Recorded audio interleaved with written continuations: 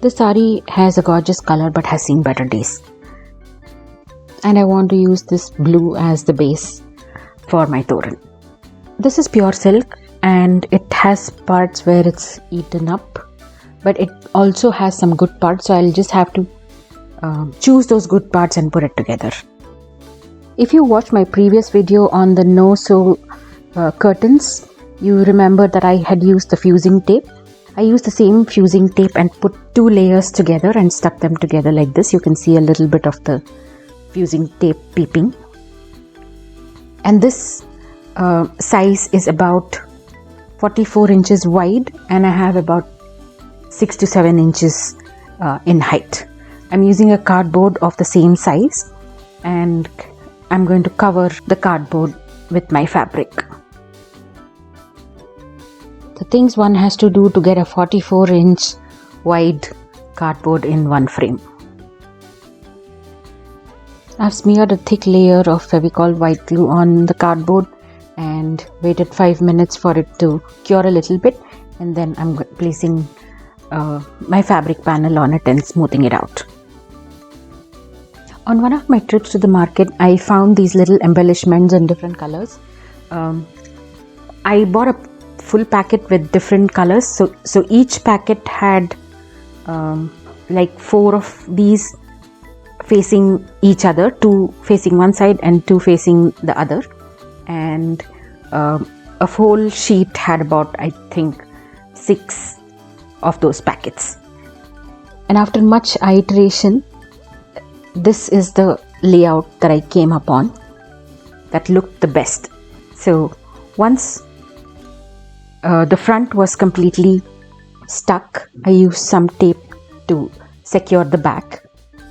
I'm going to get to it again, and then simply moved the little patches and made sure that the distance is equal before I actually stuck the pieces down.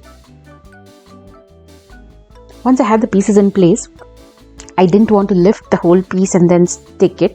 I wanted them to not move. So what I actually did was simply lifted the tail up and just added a little bit of fabric glue and pressed it back, so that once the glue cures, you know the pieces are not going anywhere, and then you can stick the rest of the body of the peacock. I feel that these tiny tips and tricks are what really take it from good to great, which means I've measured that the peacocks need to be equidistant from each other and equidistant from the top and the bottom, and I want them to remain that way. So these small little tricks really ensure that in the end they look nice and symmetric, and while seeing from a distance they don't look like they're off. After about an hour, the piece was stuck, and now it was time to stick the entire piece, the top of the peacock, to the board. I'm adding just enough glue so that when I press it down, the glue spreads to a lot more surface area, but not so much that it oozes out from the sides of the peacock. We made this little template from an old piece of cardboard. I want hangings under the main piece, and I want them to be substantial so that I can stick more paisleys on it.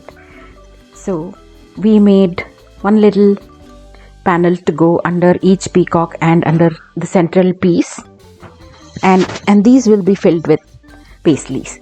So using an old cardboard box, we cut out these templates and created 11 pieces with the cardboard setup. This is a complete vision for the Toran. Applied the same technique that I've used before, covered the pieces in white glue, and then cut out the saree pieces and stuck them on the cardboard piece. I should have waited a little longer to paste this, because you can see that the glue is coming through the fabric. But yes, here you can see the glue is quite wet. But anyway, don't don't do as I do, do as I say. The next step was to fold the back and turn it into individual pieces that look like this. So we had a total 11 of these pieces. I was not happy with how the fabric is really bubbling, but then I realized it's going to be high up. The texture is sort of adding to the final result, so I didn't mind that much, but ideally I would like it to be much more smoother. And after we added the embellished patches, it looked really beautiful. Followed the same process as the peacocks and stuck the paisleys down. Because I bought these patches from a wholesale craft market, they sort of cost me I think about less than $10 a piece when we actually calculated the cost. So even if I consider them $10 a piece, there's 11 on top and 11 at the bottom, so a total 22 pieces. So the cost of making this Toran is under $250. Added a little embellishment to the bottom. I made some saree gift bags last year and I had these left over from that project. These little drop shaped embellishments. I stuck 2 of them together to make it into a complete gem like thing, and then added a string on top so that they could be little hangings, which I added to the bottom of the triangle shape.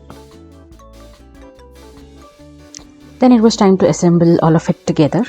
I used this decorative string, which we plan to hot glue onto the surface, and it looks absolutely hideous right now, the back, but we have a plan for it to cover it and make it look a lot more prettier.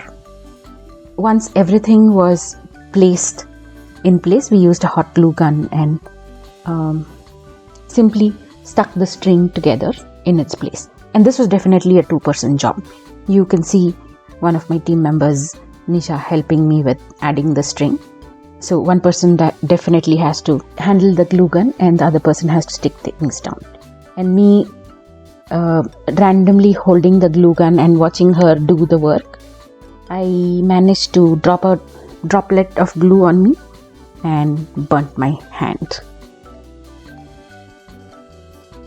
And I have to say, we clean up pretty well. And it's already time for reveal. Are you ready?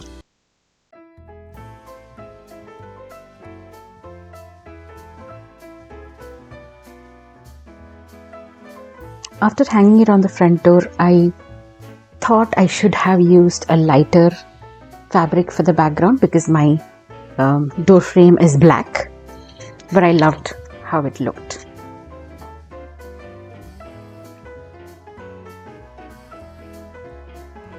This is going to be my Dasara Toran. I carefully removed and stored it after shooting this video. Hope you enjoyed this video. I'll see you in the next one.